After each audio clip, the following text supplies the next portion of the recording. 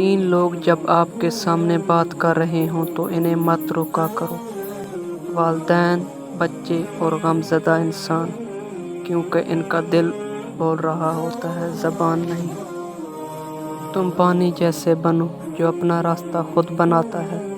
تم پانی جیسے بنو جو اپنا راستہ خود بناتا ہے۔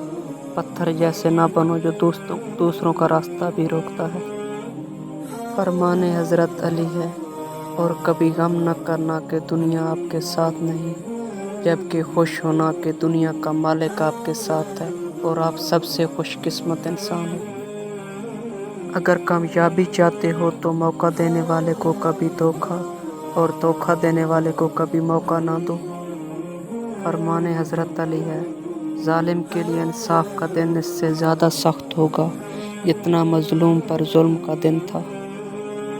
اتنی عقل تمہارے لیے کافی ہے جو گمراہی کی راہوں کو ہدایت کے راستوں سے الگ کر کے تمہیں دکھائی دے۔ منافق دوستوں سے سمجھدار دشمن بہتر ہے، کیونکہ دشمن وار کرتا ہے تو پتہ ہوتا ہے، مگر منافق انسان دوست بن کر ذلیل کرتا ہے۔ اپنی سوچوں کو پانی کے قطروں سے زیادہ شفاف رکھو، کیونکہ جس طرح قطروں سے دریا بنتا ہے، اسی طرح سوچوں سے ایمان بنتا ہے۔ کسی کے منہ پر بے عزتی کرنا اسے قتل کرنے کے برابر ہے۔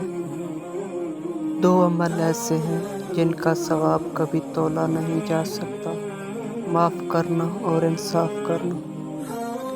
خاموشی ایک عظیم نعمت ہے، خاص طور پر اس وقت جب اختلافات زیادہ ہوں، آوازیں بلند ہوں، علم کی کمی ہو اور ذلت کی کوئی اوقات نہ ہو۔